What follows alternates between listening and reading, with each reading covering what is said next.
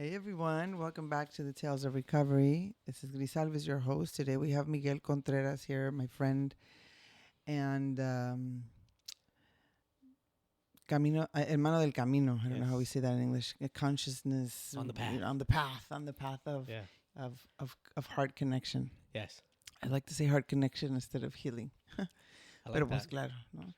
And so welcome. Thank you so much for. Thank you for having me. What an honor. Yeah, What this an honor to be here. Super fun. Thank you. And so Miguel and I met through, I think Yvette gave you my was number a couple yogis Mhm. like Kano and that we kind of knew checked in you out a common. little bit. Uh-huh. I know Yvette was doing. I saw she posted something about a big ceremony that you held or were going to hold in Julian, and I reached out to her and said, "Hey, what's this all about?"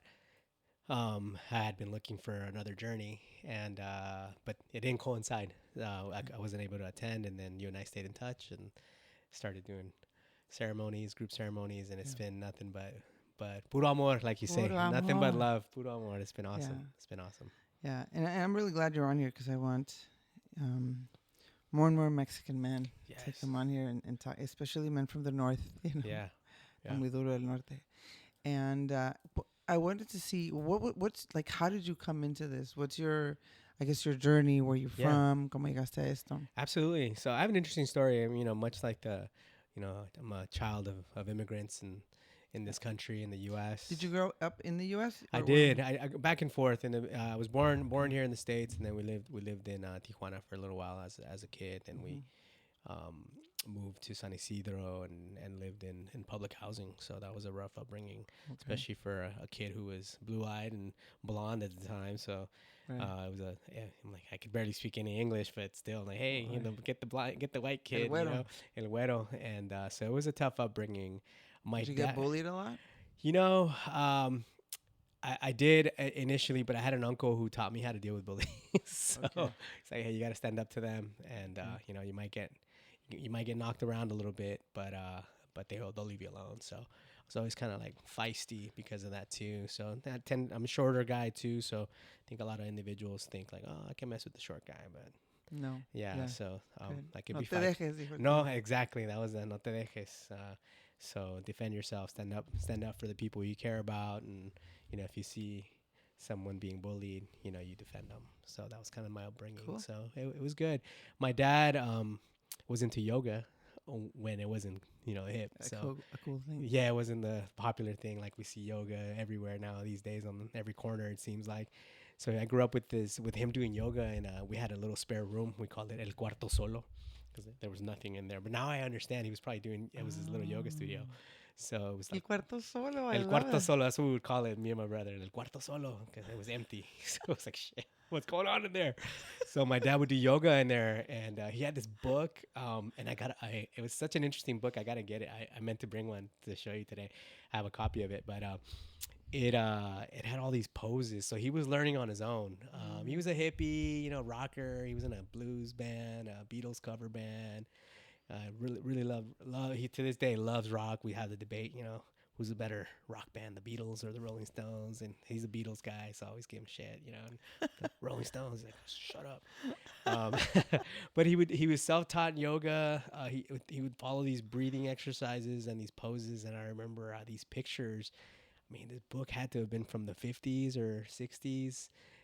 Just some Indian dude in a Speedo with long hair doing these crazy poses, crazy facial expressions. Like, what the hell is that? To the point where... Do you remember what the book was called? It's a real simple, like, yoga basics or yoga history. I forgot what it's called. I'm going to try to find you a copy of it or a picture. I'll send it to you. I'm just asking because I found one after my mom died and we went through all the stuff in her home. I found a book called, I don't remember what it's called either, pero así también como de los 50s, 40s, black and white. Yes. Just this guy doing all the yoga poses.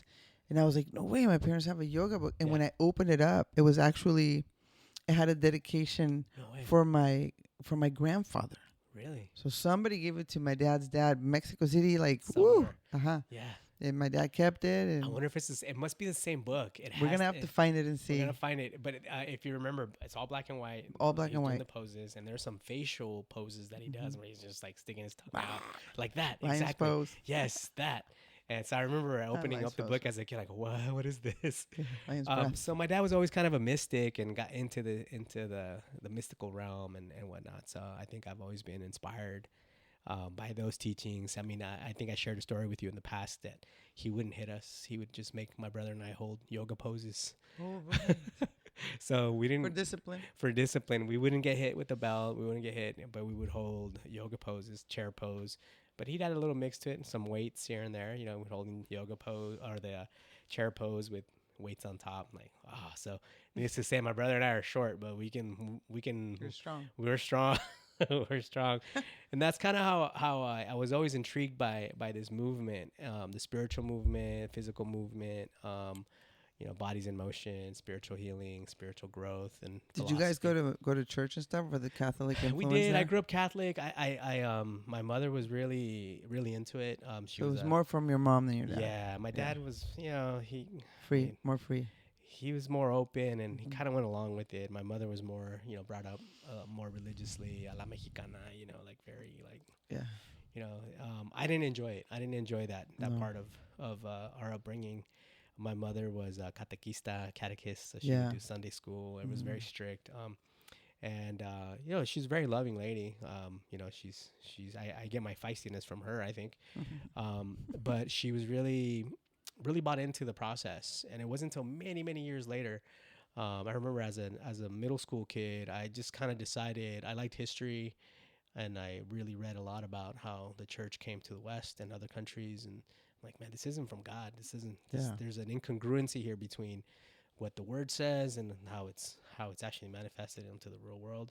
And I decided at a very young age that I just wasn't going to participate anymore in the church. And for a long time, I wouldn't call myself. I was never have I been an atheist. But I had a struggle. I had a struggle with religion, and to this day I do. I still have a struggle with religion. Yeah. So it was interesting. I think it's pretty common sense to have a struggle with religion. Yeah, and bullshit. And I do think if you're seeking God, if you're seeking spiritual growth, you have to question things. You have to. Right. You have to be, in a mindset where you have to make sense of things. And what I've been learning through the psychedelic movement is that a lot of the answers we already have them inside. So you open up the God particle inside of you. I think with the plant medicine. So it's been a really healing process. For me, I really got into this space, into the plant medicine, in the taking this path onto the path of the heart. How did it start though? Were you going through a hard time? Was it just because you were curious? I had always been curious about plant medicines. However, in 2020, probably prior to 2020, from probably 2018 to right in the beginning of the pandemic, I was going through a really tough depression for a lot of things. Stresses of business, stresses of being a father, a husband, and thinking like most people, I'm not doing a good enough job, and I'm not living up to the standard. I think I'd been using alcohol a lot. I had a really big problem with alcohol. It was a masking agent for me. It helped me feel good in the moment, and to the sense where I could escape for a little bit the troubles and the worries that I had about everything in my life. Right. To the point where it was becoming a big problem. I had a moment where I really scared my daughter, my youngest daughter. I got really scared. I got really drunk, and I frightened her, and that broke my heart. And at that moment, I thought, I've really got to address this. I have to make a change, but I didn't know what to do or how to deal with it. And I've always been one to study, to read, a lot of like self-development books, self-improvement books, talk therapy, landmark forums, everything you can think of. And it's really cool to know things, but it's really difficult when you know things and you don't feel them. You can't process them. You have all these tools at your disposal. I'm like, oh, great. How do I use this tool, or how do I maximize this tool? And I felt this really big disconnect. And then I lost two friends to suicide. Both of them, these really big alpha dog guys. One of them in particular, both of them were very, very giving of themselves. my buddy Kevin, one of my best friends, he was one of my groomsmen in my wedding. He was just this tough, like built guy, handsome dude. Would volunteer for Big Brothers of San Diego, just to give back to the community. He would take other people under his wing to mentor them, just because he wanted to improve his community. And out of nowhere, I get a call from a friend that he had taken his life, and I was just completely, utterly shocked because Kevin was a guy who would give you the shirt off his back to help you, and he was always helping. He was always helping somebody in some way, shape, or form. And to know that he felt so alone and so depressed and so stuck that he took his own life, it just completely, utterly shook me to my core. Was he military or? He was former military, EOD. He'd probably done I'm sure he had some PTSD that he didn't like to talk about. There was some trauma from his childhood, abandonment issues, things of that sort that he would share with me. And just, you look at him and he'd share all these stories with you, and you just couldn't believe that he had such a hard life because he was such a smiling guy. But now I'm looking at it and analyze, and I'm like, there's these little cues that I didn't pick up on. Right. So that really shook me. And then a year later, almost to the date, another friend of mine took his own life as well. Another guy played football. I'm sure he had some trauma issues, some physical brain injuries. And another guy who ran a gym, and he would give his gym memberships away for free if people couldn't afford it. He's like, hey, I just want you to train. He would train youth, and if they couldn't pay, the parents couldn't pay, he's like, I don't care. And out of nowhere, he took his life, and that was detrimental, I think, for many reasons. The obvious ones, obviously, you lose a friend, but also you have these men who are hurting, and they're just hiding it. And then I looked at myself, and I started kind of going into that spin, that vicious cycle of just talking so negatively to yourself and going deeper and deeper into depression. And I was suicidal. I really didn't want to be on earth anymore. I thought that the best solution for the world would be for me to no longer be in it, because I just wasn't doing a good enough job of being a man, being a person, being a human, contributing. And the only thing that honestly kept me from pulling the trigger, was knowing that I'd leave my kids behind without a dad. And that really broke my heart. I'm like, man, I'm going to create more trauma, more problems for a future generation, and it's not their fault. And all of a sudden I started seeing a friend of mine, a really good friend of mine, who he had gone through a lot in his life, and I started seeing his stories and his posts on Instagram, and he's just living this best life. I'm like, man, what is this guy doing? How's he doing? What the hell is Danny doing? And I reached out to him like, hey, dude, what are you doing, man? Like, you just look happy. And I get it. Social media, it's not real. Most people just put highlight reels on there. Right. You would never see the rawness. And but I know him intimately. I know him well, and I'm like, man, this isn't fake. This guy is like legit, like just living life, unburdened, free, just liberated. And you could tell he was coming from a place of warmth and heart. And I'm like, man, I want some of that. And we got to talking, and he was telling me the work that he was doing, and he was playing with, doing, working with psychedelics, specifically the mushroom and psilocybin. Yeah. And I'm like, man, I need some of that. He's like, well, I'm into it now. Like I'm actually holding ceremonies and containers for individuals if you're interested. And he's from Oaxaca, right? He's from Oaxaca. He's originally from Oaxaca. He got brought to the States when he was maybe, I think, 8 years old, and had to deal with that. He's a dreamer. Got his citizenship, and then he just started traveling, going back to Oaxaca, and learning from the natives of Oaxaca, learning this beautiful medicine and the beautiful work that within our lineage, right? That with our history, how our native peoples have really helped cure the community with plant medicines and communal love and integration. And I saw this firsthand with him, and so I said, hey, I'm scared as hell. Like, all this stuff scares me. But I'm like, sign me up. I'm in. I am in. So how did it happen? Did you go to Oaxaca? Did he come here? No, so he was here. He was here for a few months, and he he invited me to his home, and we held a individual ceremony, and we did some pre ceremony work. He gave me a lot of tasks, a lot of journaling tasks to do, and things I wanted to address to set my intentions. And I know one of the questions I asked him was, "Hey man, what do I expect? What should I expect going into this thing?" And he tells me that there's no expectations, man. You shouldn't have any expectations. Just set your intentions, and then the medicine will give you what you need. I'm like, oh man, this sounds like so woo woo, man. I don't know about this. And I'm not a control freak by any way, shape, or form. I'm like, man, this sounds a little too hokey. But sure enough, holy crap, I got that Godsmack. Like, wow.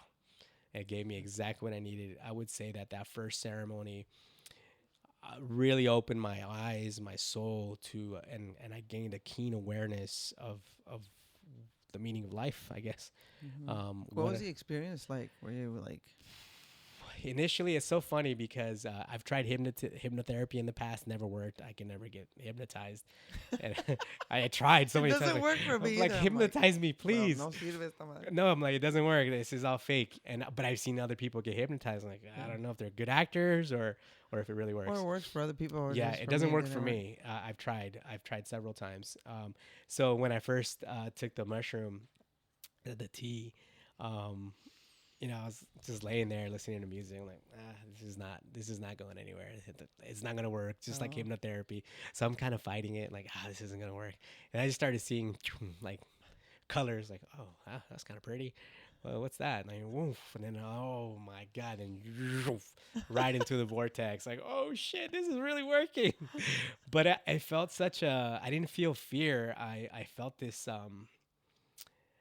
man, I felt like this oneness. It's hard to explain. I mean, you've lived it, you know it. It's just I felt this connection that I've never felt before. I was able to see myself from the outside, like, and really, and not from a critical point. I think oftentimes we have this negative self-talk, and we're so critical of ourselves. Sure. And I often think, man, if my friends talk to me the way I talk to myself, I'd punch them in the mouth. But for the first time in my life, I was able to see and not criticize myself, and not be hard on myself, but be loving and observant of things that I do well and things that are good about me. And it felt so good to realize, like, wow, I'm good. Yeah. It felt so good. It was so healing. And I would say that it really ridded me of the notion of wanting to not be here. Now it gave me more of an inspiration to want to be here more presently, be more present and be more engaging. So it just opened this whole new, it opened the gate to possibilities. So how was your life after that? Because I'm assuming it was not just one journey, no? No, it's been multiple journeys. Because sometimes I wonder, like, how, and it happens a lot with people that we work with or we hang out with, that you have this huge experience, and then you come home and your partner or your brother and sister are like, okay, what the hell? Like, there's no way to explain it to them, right? So yeah, you can't explain it. It's they might see how you're now moving through life, but my wife is, who's, man, God bless her soul. She's so accepting and so promotes me and supports me to continue on this trajectory of growth. She's never been judgmental about it. But I'm sure she's seen the transformation in you. Oh, absolutely. Right. She's actually shared with me. We were actually having dinner with some friends, and we were talking about psilocybin and so forth. And she said, you know what? The best versions of him have come after each ceremony. So he's a better husband, a better father, a better man in general because of ceremony. Yeah. And I do feel it. I feel more at ease. I feel more in that ease. There's a confidence in having that ease of knowing that we're all part of this big thing, called the universe or whatever, and we're for all intents and purposes, I think that most people are good, and I think that this plant medicine really opens up your heart to the goodness of what's available. Keep going. I just need to make sure Indy is interrupting the show. No worries. Hi, Indy. Hi, Indy.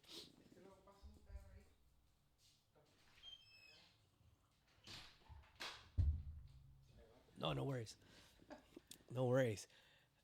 Yeah, we're saying The openness is just The this. openness, yeah. The openness is it's so uplifting. I don't know, Lisa. I think for me, with every ceremony, I've realized that we go through our lives. We deal with some sort of, you know, thing or trauma that hurts us, and Yeah. or we pretend it doesn't hurt us, and we in Or our we subconsciously, we don't even, it's not even conscious. You know what I right. mean? Yeah. But I do know that with every subsequent ceremony, I feel like that armor that we build around ourselves throughout life, you start kind of taking pieces away. Yeah. And what you don't realize, I think what I realized in my first ceremony was, wow, I have this massive amount of armor. That heaviness I'm feeling, that depression is all this armor that's not letting me be authentic, and really speak for myself, advocate for myself, so that I in turn can show up better for others. Right. And this armor is just this big disguise, and with every ceremony, just you take these big layers off. Protectors. Yeah, and you know it's counterintuitive, right? Because armor is supposed to protect you, but by the same token, it weighs you down so Yeah. much. You know, Gabor and like these guys that talk about trauma, it's a protector that was brilliant and we needed it when we were kids. Yeah. So that armor does help you get through your childhood. But then it's not helping you anymore as No. an adult, as a grown up. So Yeah. so just just to acknowledge it, because it's there for a reason. Yeah. And it served a great purpose. Yeah.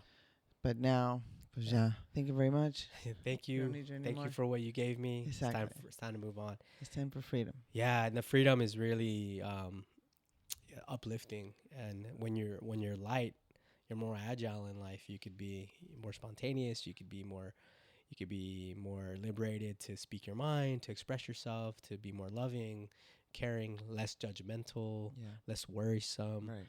And I think I've gotten a keen knowledge of what I can control, what I cannot control, right? And I think I only focus on what I can control.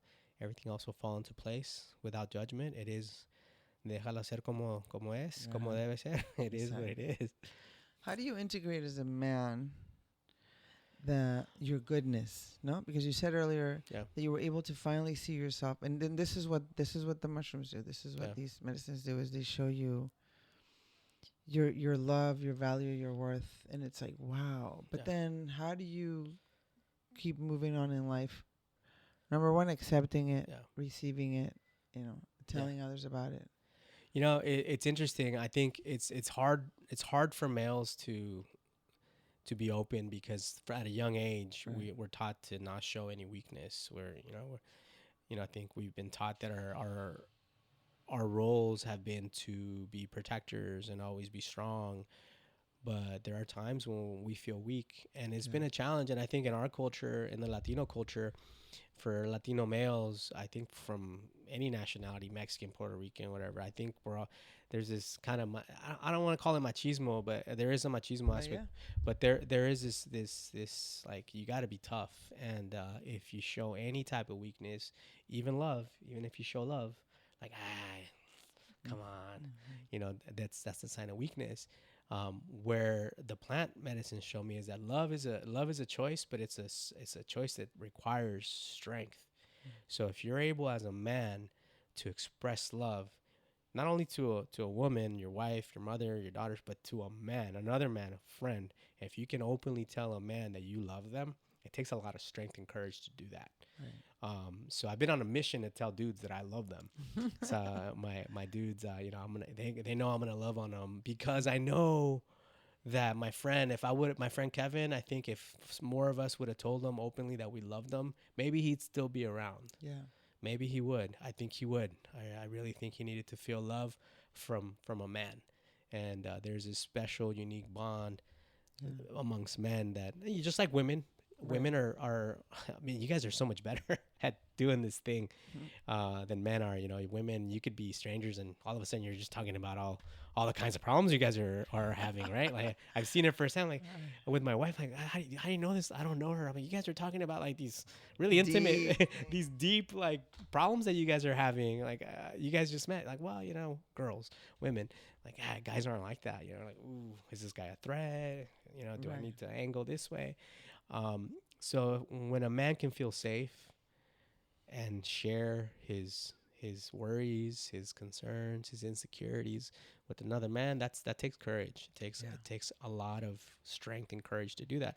So what I've done, my mission now has been to expose as many people as I can, particularly men, to this type of healing. And it all starts with the word, the word love. I love you, and I don't care what you think, but I just want you to know that I love you, man. And I think that goes a long way. I think that goes a long way. It softens their hearts. Hopefully, takes a little bit of that heavy armor off, and they're open to growth and love, and be able to express themselves so that they can show up better for themselves too, and they can advocate for themselves from a space and place of love. Yeah, especially coming from you, because it's hard. It's authentic. It's unique. It's authentic. It's not like you're just saying it. It's Yeah, like so. And it's curious because when I see men that actually connect, yeah, that they talk, I mean the brotherhood, to yeah, me it's very inspiring. Like I mean Julio and I were just in ceremony Saturday yeah. in Ensenada, and this is one of the first groups that I see so many men at, Nice. and crying and expressing and connecting. Of course, todos estaban en peyote, Oh yeah, right? of course. But it doesn't matter. It was like, um, when I think about that, I think about my dad. If Yes. he'd have been able to express and connect and feel loved, Yeah. um, or my brother or brother-in-law, like all these other men that are really sweet, sweet Yeah. guys, but they're just like, "How's it going? Good." Yeah. Like there's no, I'm so stressed out, or Yeah. this isn't. I feel horrible. Like what? No pueden llorar. No. And we Crying is yeah, and we're taught not to. Boys don't. What's the Cure song? Boys don't cry. boys don't cry. Yeah, Boys don't cry. But we do. yeah, We do. But we usually cry alone. We're right. in our cars and like, oh my God, how am I gonna get through this day? And Mm. if we can heal, men through this space and through this medicine, and let them cry, and it's not a sign of weakness to cry. Right. I think it's a sign of vulnerability, and to be vulnerable takes a lot of strength. Again, it takes bravery to do so. But as I've learned, like those ugly cries that you have in ceremony, you're crying like a little kid, right? Like this last ceremony that we did, I was telling you that I was crying. It felt the most similar way or the best way that I could describe it was that, when as a kid you get lost at the store and you can't find your parents and you start crying when you're little, like, oh my God. That's how I was crying this last ceremony. But it's so detoxifying to cry. See? It's so detoxifying. And I think if men are allowed to cry, obviously in safe places, Yeah. around with safe people, if you're allowed to cry and detoxify, imagine how much toxicity you can get rid of, and you can show up as an even better version of yourself, as a better, stronger man for those you care about. I mean, it's a miracle. Yeah. Exactly. And you keep saying, and I find this interesting, like you keep saying like that now I can show up for others, show up for others. Yes. Yeah. In a much better place. But just the fact that you're not walking around carrying all that weight, Yes. I mean, all of that heaviness, Yeah. all that guilt and Yes. shame and whatever it is that holds you from not, Yeah. um, really, which is just, there's just emotions. We're wired for grief. We're wired for joy. We're wired for pleasure. It's Yeah. part of the connections in the brain. Yeah. It's a natural thing. And you're right. When you suppress it, I really like how you say that it's like a detoxification. Yeah, it is. That's It's how it un feels for me. alivio. Yeah, I feel so light afterwards. Yeah, and I mean, not only do I stand up for, or can I show up better for other people, but I show up better for myself. For yourself.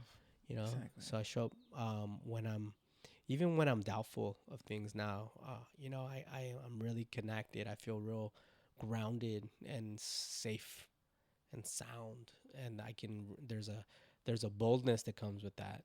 There's a strength that comes with that as well. Yeah. That where you can feel that, you know, irrespective of whatever results might be, you know, you're gonna be okay Right. because you can stand for yourself and advocate for yourself. And then when you can show up like that for others, you can inspire them to do the same, you know. Yeah. So that's And start building community and absolutely, I mean, spreading the 100%. word. Yeah. Yeah. I've always known this is how you change. It's not like you're going to change the world or anything by becoming a politician or doing this or that. No. I mean, it's ellos que hagan lo que tengan que hacer. But I Sí. think the main thing is village, community, Tribe. brother by brother, sister Yeah. by sister. Like, you know, even if it's small, but that's how we're Yeah. expanding in this capacity Yeah. to allow, you know, to share, to allow to make mistakes, to allow to cry. Yeah. Um, It's interesting, you know, and you said the word allow. That really inspired me because really prior to doing this work, I felt like, and I think a lot of people feel this way. I felt like I was trying to force things yeah, to happen for me. On from a healing perspective, like I want to be better.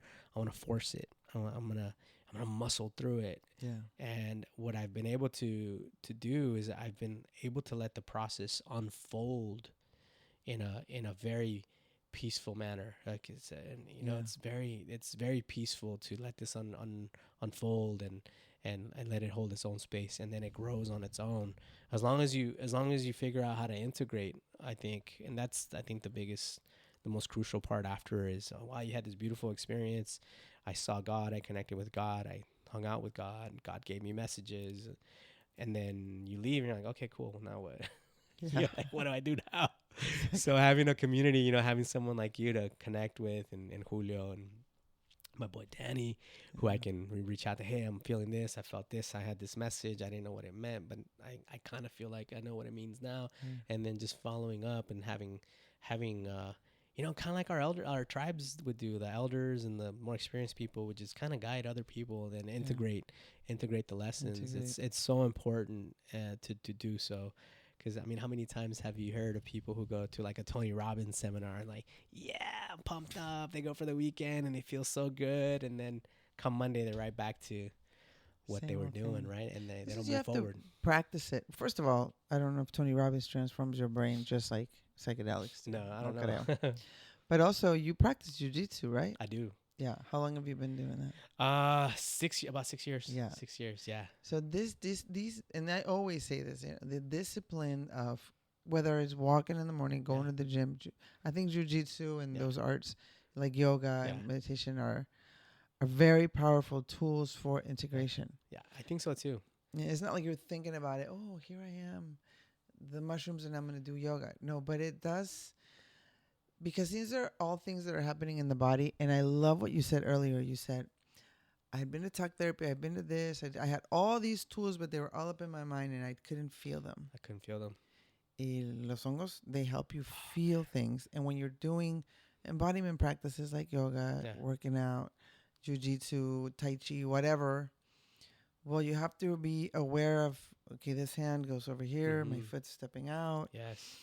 I'm breathing and I'm exhaling. Yes. So you connect to the body, and it's like a way of I think it's a way of making it last longer. I agree. Making the ceremony last longer. I agree. And I think every time I train jujitsu, and the interesting thing about jujitsu is that I had started probably about a year before my first ceremony, but I was like really flaky about it. It's a hard sport, man. It's painful too. But it really forces you to like anything new, right? Anything that's new, you feel scared. You feel like, I'm going to suck at it. And, you know, you're kind of embarrassed. And I had this really interesting experience probably about a week or so before I went to my first ceremony, a plant medicine ceremony. I was going to jujitsu and I was just kind of scared to go in there. Like, I'm like, man, I'm like, After the plant no, ceremony? before. This is before. before the plant ceremony, right? I was like scared to go into my jujitsu class, and I was kind of flaky. I was like, I'd go once a week, and then I take a month off, and I wasn't progressing because I wasn't dedicated to it.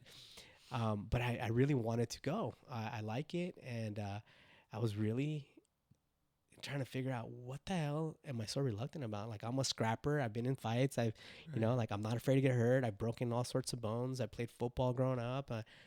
Did martial art. I did kempo. I've been kicked in the face, broken my nose. You name it. Like, why am I so afraid to go in this thing? I can take a beating. You know what I mean? And you take a beating, trust me. And then I realized, oh my God, like I'm afraid to be embarrassed. I'm afraid to not be good enough. And that stuck with me. I'm like, oh my God. I go, if I'm playing jujitsu like this, I'm probably playing my life like this too. Right? I'm like, I'm afraid to not be good enough. So I'm playing kind of small. I'm like, oh shoot, like I need to play bigger. But I was reluctant. I had the plant medicine ceremony, the hongos, and I got a direct message from God. Like, sorry for my language, but the message I got: stop being a pussy, man. Live big. Go to jujitsu and go do your thing. And I haven't looked back since then. So I haven't looked back. So since June 2020, I have to go to jujitsu at least bare minimum twice a week, but I try to go 3 to 4 times. Yeah. But it's helped me. That message was, hey, you can do this. Don't play small, man. Like, don't be afraid to not be good enough. You are good enough. Show up and go do it.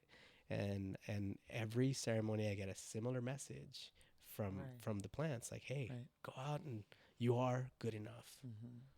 You are good enough. Oh, that's YAGE. Yeah, hey. Wow. Yeah, hey. Whoa. Oh shit. You are good enough. Yeah. Hey. It's time to go to ayahuasca. There you go.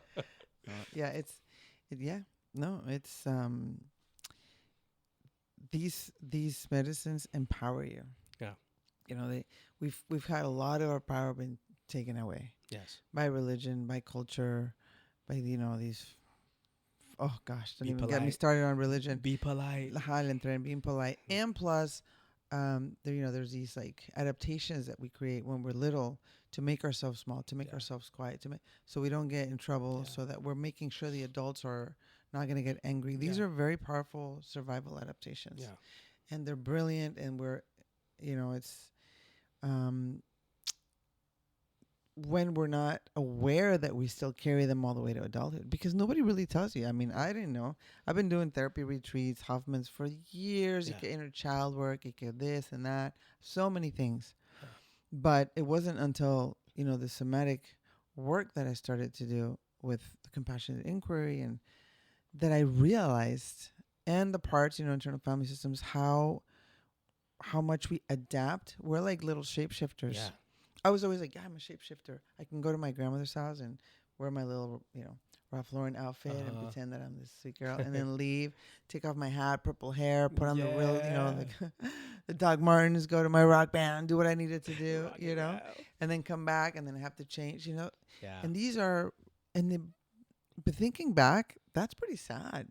Yeah. That I have to go and pretend that I'm someone so that I can be accepted, belong to, and not rock the boat. Yeah. And then I go out here, and then I'm free, and I'm doing my music. And so it's like, my friends would give me shit about it. Like, oh, you got your little Ralph Lauren dress in the back? Yeah, dude, because I got to. Punk rock fresa. I got to navigate, Pero escondida. Yeah. And so it's like, and these things start since we're 2. Yeah. One, sometimes, super young. So these adaptations that we do, when you take the mushrooms, it's like, pull yourself to, it just, you don't need them. Yeah. You realize, like you said, who you really are. Yeah.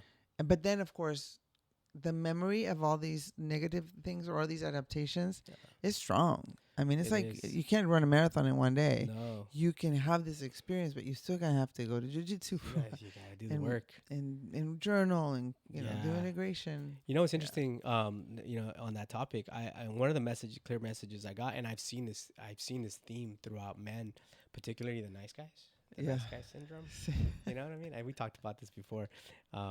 It's a big issue. I think particularly at this day and age where men want to be like the nice guy, and I kind of fell into that space where I was just your typical nice guy, and trying to always be accommodating, polite, and so forth, and not sometimes not saying no when I needed to say no. And I've got a couple friends who are going on multiple marriages now that they've all failed. And one of them in particular, I've had the conversation. We're like, hey man, you're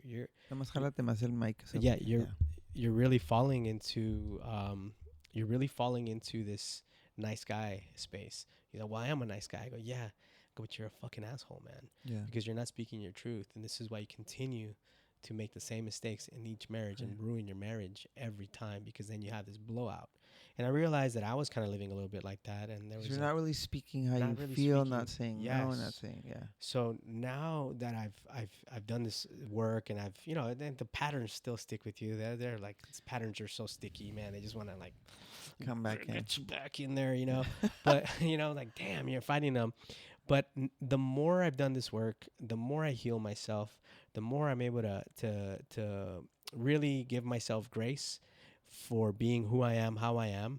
I'm able to better show up, and not have to be, not being the nice guy doesn't mean you have to be a jerk. It just means, hey, you're honest. Your no means no, and your yes means yes. Right. And I think I've been able to better show up for my wife because I'm more in my authentic, and because I'm more authentic and I'm coming from that space. I'm stronger.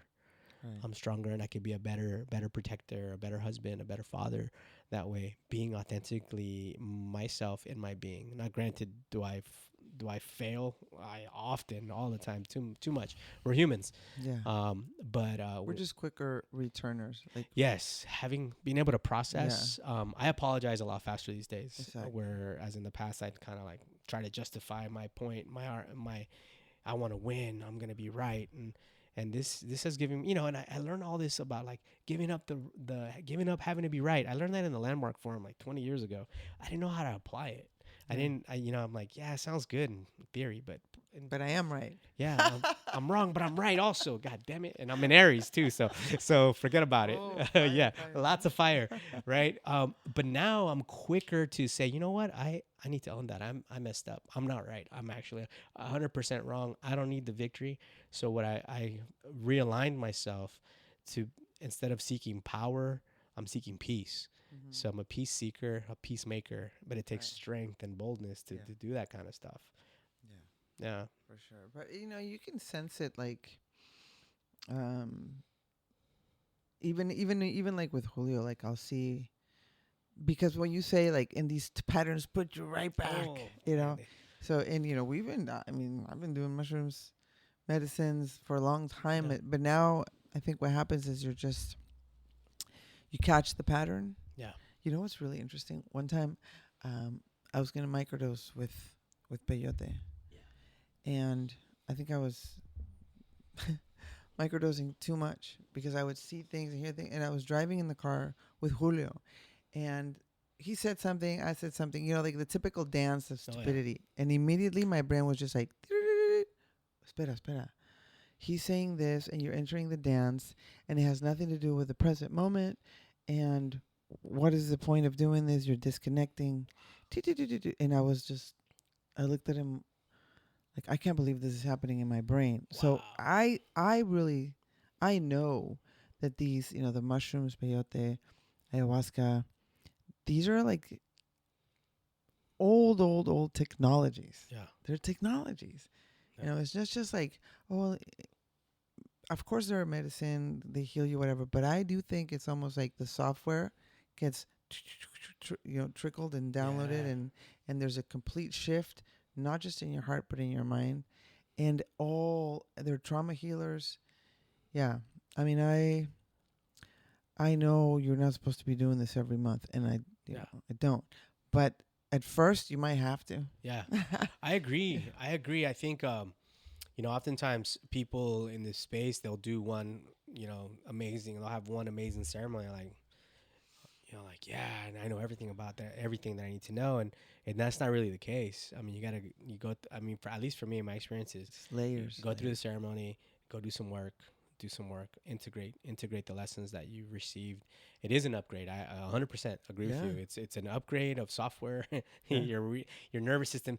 I get so relaxed and so tired after ceremony, and I know it's the nervous system just completely resetting, and I always get a newness and a heightened sense of awareness, and also just I don't know, like everything.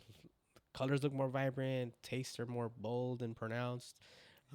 It's really beautiful to come out of a ceremony like, You know, have I had scary moments? Absolutely. I was talking to one of our guys who was in our last container, and he got really scared, Oh, and yeah. you know, I was sharing with him that you know, sometimes, at least in my experience, has been that there's been something I'm afraid of that I don't want to address, and the damn mushroom is gonna take me right there, man. But in a Like, loving way. looky here. Like, go look there, buddy. Like, you're avoiding this crap. Don't be, you know, don't be a pussy, kind of thing, you know. I And go just look don't at it. understand how that could happen. Like, Yeah, how do they know? I know it's insane, right? They know. There was one ceremony I think it's where because we know, and the we know. mushrooms are just activating the, Yeah, yeah, I think you're right too. your Yeah, innate, yeah, innate sense of yeah, knowing that this is what you got to go through in order to yeah. liberate or let go. Or Yeah, I know my buddy Danny was telling me that his the elders over there in Oaxaca say something to the effect of plants. I mean, the mushrooms are not plants and they're not no, animals. They're from God. So they're here. oh, And they call them the teachers, right? They're I see. teaching. And I do get lessons every single time, but I do get this heightened sense of intuition too. I don't know if that happens to you, where I think women have keenly and naturally a sixth sense that's very pronounced. The men, we kind of lack that a little bit, but with each ceremony, my intuition becomes enhanced. More enhanced. It's weird. I don't know how to where I've That's been cool. able to. This is gonna sound woo woo, but I've been able sometimes to even know what's gonna come out of a person's mouth before Yeah. it comes out. Like, I don't ooh, really think it's woo woo. There's a lot of data and science and studies just talking about how we do telepathy. We do because we're yeah, all intra connected, yes, but so busy, so distracted, and so dumbed down by culture and religion yeah, and all that. De que no, esos son pendejadas, you know. yeah, Actually, no. Actually, I think it's part of the design. yeah, And the mushrooms and reconnecting to the body, and I think letting go of these protectors do open up for a deeper sense of noticing what I think has been there yeah. probably all along. Oh, absolutely. And I think also we become better at pattern recognition. Like you said, Yeah. not only in yourself, but others. Like, oh, or you Uh-huh. start seeing like the storylines, like, oh, wait a minute, I know where this story's going to go already. Like you just can recognize Yeah. patterns so much better. Yeah. And you integrate all that, and when you integrate it and you have a good practice about it, and you're intentional, then just about everything in your life gets enhanced. Even the Yeah. tough times, there's an enhancement to it because you're able to. I know for me, it's like when I've gone through cycles where it's like, man, this is bad, but I know it's temporary. Whereas before, it felt Right. like this is never gonna end, man. Like, Yeah. how do I get out of this? Like, I don't know what to do. And now I'm like, I know what to Yeah. do. I'm gonna meditate. I'm gonna go to jujitsu more. I'm gonna get an answer that I need. Boom. And either I'm gonna get it in meditation or in the middle of getting my butt kicked on the mats in jujitsu. Yeah. You know, and that's how I integrate all these lessons. Like, it'll come. The answers will come to me if I don't fight what's going on. If I Yeah. don't, you know. It's really weird. Julio always tells me that when I'm freaking out. He's like, look, we've been through this, all the way down, up. It's going to be fine. Yeah. You're right. Yeah. That dude has the calmness. Oh, he does. I mean, I He think does. it's that. I mean, he's always had that calmness in him. Yeah. But honestly, I think it's the iboga, ibogaine, and then all the work with mushrooms. Yeah. That is just. But yeah, it's I I cannot say enough how grateful I am for you, for Julio, for all the men that are stepping in. Thank you. And I think it was the last one of the ceremonies we were in, and you were talking about just like your perception of women. And I think you were talking about your wife, like, Yeah. no, she's the queen, and Yeah. to support her and Yeah. tell her, and you know, Yeah. these guys are over here saying, oh, she needs to do this for me, she needs to do this for me. It's like, no. And the response from a woman to that, which is kind of what's been happening with Julio, it's like, whoa, where has this been? Because we really have been programmed to be, you know, this is a big topic we're getting into, I think. But it's just how a lot of women end up being the moms of their husbands. Y que hueva. Like, Que nobody wants hueva. to have Para el sex hombre with their mom. también. Sí. Yeah. With a kid. Para el hombre también. Yeah. But, you know, we're in this dynamic, and I see the turnaround, the maturity of it is just. Yeah. And I think you kind of are. I mean, I know a lot of teachers and very brilliant writers and psychologists or just, you know, philosophers say that you kind of meet this person, your partner, and you're gonna grow and transform, right? You meet so that you can evolve, because we're here evolving. That's what we're doing. It's not like we're It's Yeah. not like some random thing. I don't think. I mean, it might be, but I hope not. No, it's interesting because you do evolve if you allow yourselves. Yeah. I do sadly see that role play out a lot, particularly I think in our culture too, Same. where the women has to take on the mom role. And I'll tell you from a male, an evolved male, a man who's really in tune with his masculinity and understands the concepts of manhood from a healthy perspective, does not want to be a child, does not need another mom. We don't want that. We Oh. we do not want another mom. We Yeah. don't. And we do not want another kid. I'll tell you something. It's really interesting because I know my mother gets upset with me and my wife gets upset with me. It's with this because sometimes, and I've seen my brother-in-law go through this too.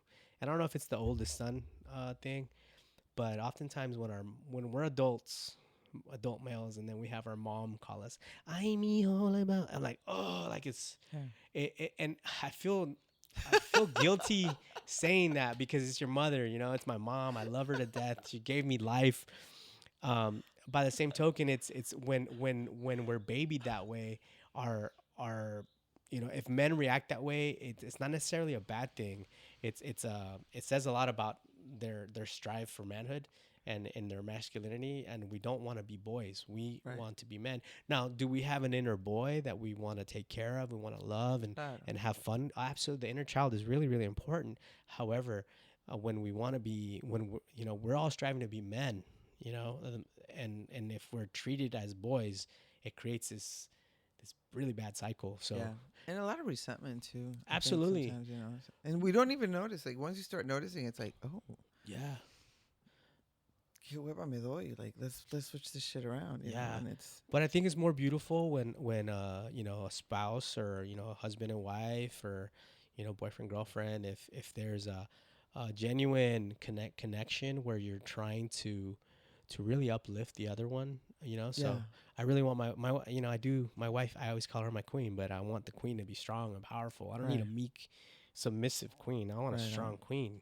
And she wants a strong king, Exactly. She doesn't want a submissive king that's like a boy. Right. That's a little spoiled little brat prince. Yeah. You don't want a brat prince. You want a philosopher king. You want someone who comes from let's go grow the kingdom. Let's I'm using biblical terms here right now, but yeah, you want to grow the kingdom. You want to grow together and together. Instead of space for your friends and for the kids, for everyone around to feel comfortable and able to be authentic. Absolutely. And just be free, just to be, be, not have to walk around or like me, have to change an outfit here to go there. I get well with my kids, like my daughters specifically, we're really open about relationships. We're open about sexuality. We're open about affection. We don't want our daughters to grow up. Our son too. We want him to be responsible.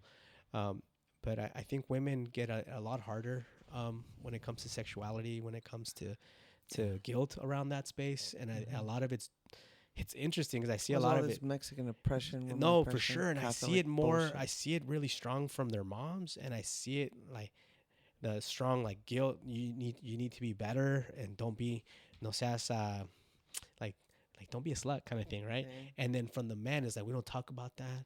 You're going to be a little señorita. You're going to be appropriate all the time. And it's like, it's tough. Like, so these girls get like double whammy guilt and like, I can't really be myself. But I know in my heart of hearts, I mean, my daughters are human. Like they're going to have urges, so I want them to be authentically in love and feel what they're supposed to feel without guilt. So, I mean, I'm not promoting them to be promiscuous or anything like that, but I'm a realist. I think the medicine's giving me a lot of that like openness. We're like, hey, it's real. Important, as a dad, you can tell your daughter, like, listen, because I think you can teach both. Yeah. This is your body; it's for pleasure. Yes. We are sex walking on legs. Like we are created because of orgasms and pleasure, Absolutely. And like, that's life. It's a life force. Yes. That's for you, and that's for you to feel and develop and decide who you spend your sexuality time with, but also. It's a lot of energy interaction, so you don't want to be with some idiot just because. And the thing 100%. Is, when we don't talk about it, and when we have these traumas or these stupid, like insecurities or whatever that women end up putting out just because, well, you think, you have to, and you don't even enjoy it. Yeah. So no.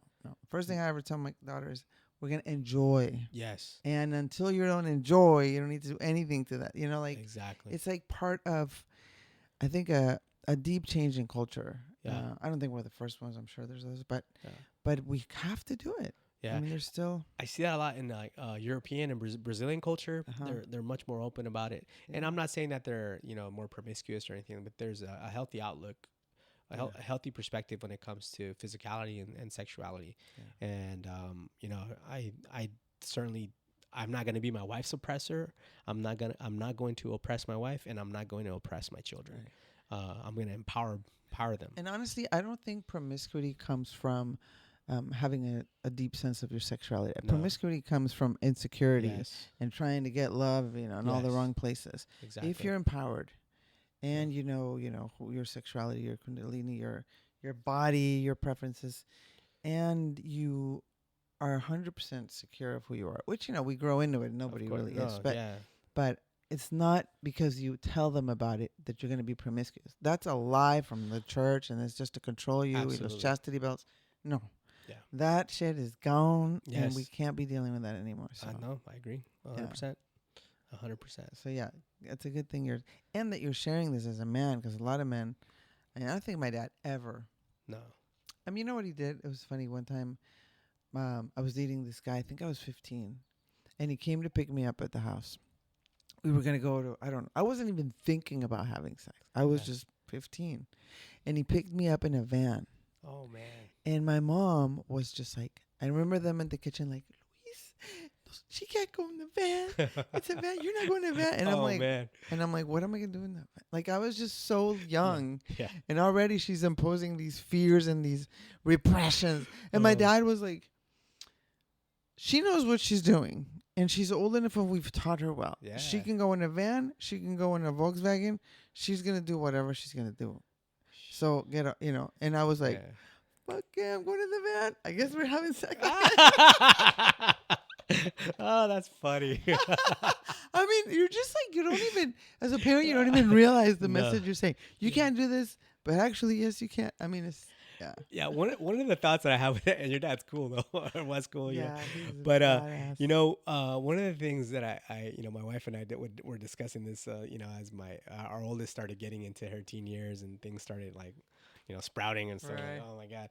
And I told her, I go, hey Vero, whatever you're worried about her doing here, like she's already doing it out there. So, right? I'm like, so may as well, like talk about it. Let's be open. I'm the one who had the birds and the bees conversation with my daughters, both. Wow. Not my wife. That's so good. Yeah. Because you're gonna, Yeah, my girls are they share everything with me about it, and I really wanted to create a space for them in a man where they can feel they could trust them safely, a safe person, and not be afraid.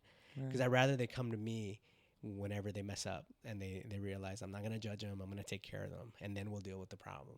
Take care of them first, then we'll deal with the problem. Yeah. Where I see a lot of women get into bad situations because they don't have anyone they could turn to because they feel they're going to be judged, they're going to be shamed. And I don't want that. Or get in deep trouble. Yeah, or get in deep trouble, and I think that if you can remove a lot of that shame, then they'll be more open with you and honest about what they need, so that you can show up better for them, versus like, be afraid of me. I'm like, they're gonna just hide and do whatever the hell they want to do. And you're not gonna connect. I mean, what a beautiful sense of safety that you're offering your daughters. Yeah. Because in the end, what we want is to connect to our daughters, to our sons, to our friends, not to control them. Yeah, absolutely. It's like, what is that going to get you? Yeah, and my job really with them is to model for them what a good man does. Yeah. So I mess up sometimes, obviously, but my goal, my intention is always to show up for them as a safe person. Right. Granted, they know they have chores, they have the responsibility, they have to. My whole mantra with that is I'm just preparing them for the path. I can't clear the path for them. Only they can do. They gotta walk. They gotta climb the damn mountain. I'm just getting them ready for the mountain. Yeah. But you can accompany them. Oh, absolutely! It's so much fun too. It's fun. It's a lot of fun. Yeah. It's work, but it's fun, and um, yeah, it's just such a gift. It You is. know, But this medicine really enhances it. It gives you a clear vision of how to use these tools. it softens. You know. It does. It softens the heart a lot. It really does. I think there's nothing sadder than a person who has a hardened heart, and all they want is love. And oftentimes, the people who need the most love behave in the most unlovable ways. Right. And if you can start a journey to tear open that heart and warm it up, soften it, if that person now is able to give and receive love. And I think it comes a lot with being able to receive it. Oftentimes it's like, I want to love, you want to love, but you want to receive love. And receiving love is so crucial. But a lot of us just really block it out because we're ashamed. We're scared of loss. Or we confuse attachment. We're hurt. Yeah, we don't want to get hurt. Or we confuse attachment. Or we confuse things. We confuse attachment for love. And we make really bad decisions because we're attached to something. Yeah. Or someone. Exactly. And what happens when you take, when you're taking mushrooms, and you could be microdosing as a way to it, but also in these is that it kind of goes by layers. Yeah. One layer gets removed, another layer gets removed, then you do another journey and another layer. It's not like one-time shop. Yeah. But they are, and I think that's why I keep having people come over and talk about it now. It's almost like my podcast is now only the psychedelic podcast. Well, no, it's it's a technology that's huge right now that we've used, we've seen, and that it works. I'm gonna start working with this really beautiful doctor who's gonna help me do a database for the book that I'm writing, and very cool. And I thought, if I had a database for my own and for all the transformations that I've seen, which I think I might just start with. It's incredible. Yeah. I don't think I've had anybody say, maybe one or two people that were like, "Oh my God, that was so intense." But I do think they enhance your resistance to them as well. Yeah. Right? If you're in here and you're like, it has to be hard, healing has to be hard, it's going to be hard. It's going to be hard. So there's this. It's going to give you what you need, how you need it, and how you want to accept it. Yeah. I mean, it's just going to enhance the way you. Anyway, it's complicated, but that's why you have to prepare and sort of do some work on that. But well, you do some really profound work because I think that you ask really great questions. She's having fun. You ask really great questions and you really help people with perspective, because I think when people first come into this space, they're very scared because of everything that they've read in the media or government, the way that they've categorized this plant as an illicit drug, and it's not. There's a lot of negative connotation to it, and a lot of mythology around it. That's completely the opposite of what this really is. So the type of integration work that you do pre and post is next level. I think you're doing God's work, so to speak. But Goddess. Well, God's both, right? I always laugh at that. God created us in His image. I'm like, well, women and men, it's gotta be male and female. It's Dios somebody. Yeah, right. It's Dios. She said, "Are you an Aries by chance?" Sagittario. Oh, there you go.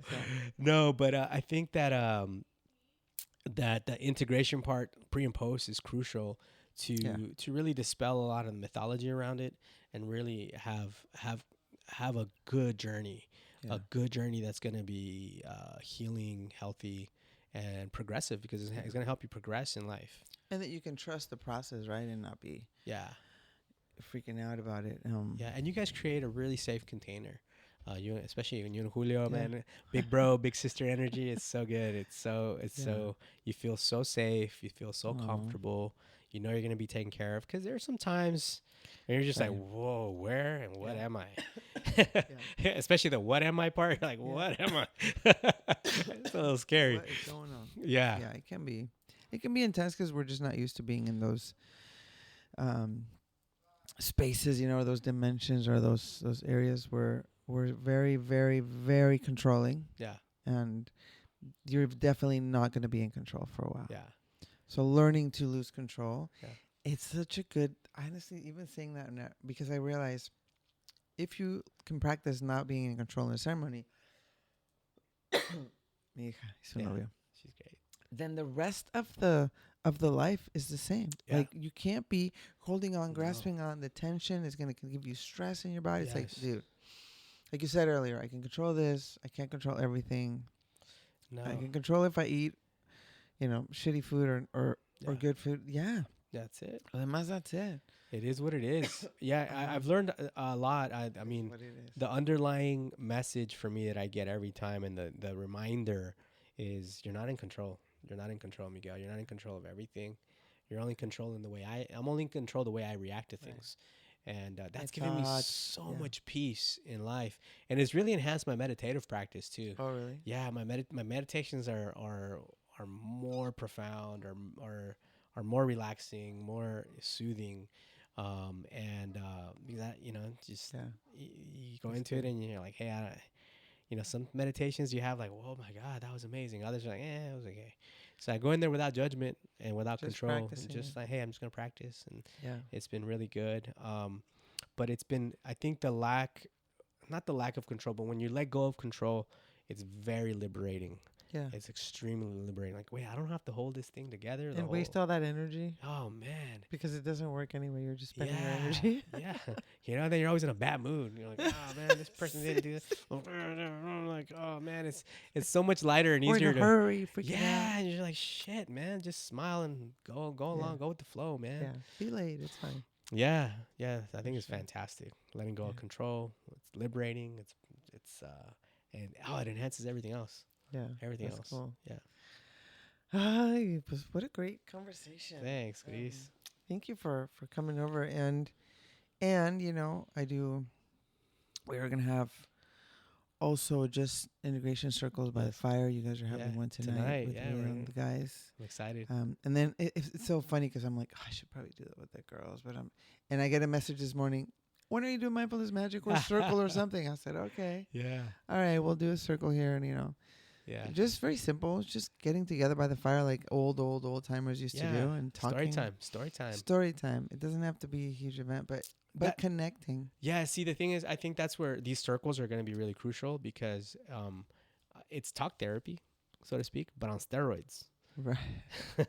Exactly. So what I get with these circles, Gris, is unlike talk therapy where, you're talking to a therapist, you're like, okay, it can work, it works. Right. But when you're in a circle and you're conversing with others and you're like, wait a minute, that guy is going through the same shit I'm going through. I guess my problems aren't that unique.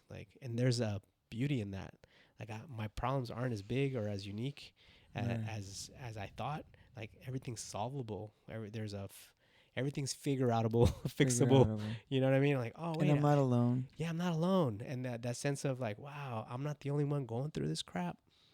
It's so good. Yeah. And then when you feel good about it, then you can have a better perspective and have a better engagement with the problem, so you can solve the problem. Right. And then not pass judgment on the problem, passing judgment on yourself. Hey, let's just focus on the problem and fix it. That's it. And to allow yourself to feel as you're sharing, if you feel ranting, being angry or crying or laughing, you're, the being witnessed, being seen by other people when you're feeling. Yeah. It's also a practice, right? Some of us like to pretend, and you're acting, but little by little, in these groups, or it's just chipping away at it, and you're like, okay, well, if that guy is a hot mess and crying, why am I holding back? So it's a very deep reflection. I think groups are the best therapy. I think so too. I really do. Yeah. Yeah, there's space for one-on-one, like you said, but when you're in a group, and if you're afraid of being in a group, then you need more therapy, because we want to see you. Yeah. So, and there's something inside of you that's saying, no, I can't be in a group. Eso hay que verlo. My thought process is this: if you say I can't be in a group, you need to be in a group.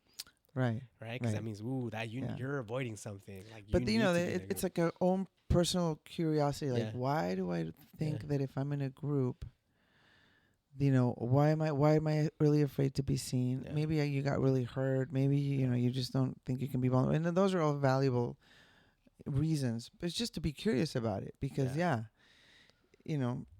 a group it can be scary. That's why we try to only the cool people are coming. That's right. Everybody's a cool people. Only for the cool people. Well, if you're gonna be an asshole, right? We're gonna see what's up. But and no perfect people are allowed. No. Well, I hate that saying because those motherfuckers at the church would always say that. I know they do. Only perfect people. ¿Cómo decían? No perfect people. I don't know. I No, don't no, remember the now. other way. Oh, only Uh, perfect Christian. I don't remember. No, you're right. No perfect people or something like Yeah, that. yeah, It's yeah. those lines to just pull you in. Pull you in, No, and no. then it's all judgment. Like, hey, you're not coming to church Yeah, enough. You're not doing this actually, enough. if Blah you're blah using heroin and you're gay, you're going to hell. Yeah. Oh, really? Well, blah. let's go. Because Yeah. so are you. Yeah, yeah. No, I agree, man. I agree. Now we went down this rabbit hole. But We're going anyway. down the rabbit hole. No, pero sí. Thank you. The groups and yeah, if you're interested, reach out to Miguel, reach out to me. Yes. If you have questions, yeah, let me know. Gris will tell you I'm super honest about the experience. I'm really open about this. I'm on a quasi mission to just, people ask, I'm going to let them know because I want them to, to heal the way I heal, to feel, to feel and be their best versions of themselves. Right. And this technology really does get you there. It takes work. It's not a one shot, like you're fixed. This is like a progressive thing. You have to continue to do work. But yeah, if you have any questions, definitely reach out to Gris. I mean, you're amazing. You're doing amazing work. Yeah. So thank you. And I'll put your Instagram on there too in case men feel more comfortable. Yeah, absolutely. And guys. Julio's, reach out to Julio. Yeah, big bro Julio. And thank you everyone for listening to Tales of Recovery. Thank you again, Miguel. Thank you. And we'll see you guys next time. Aho.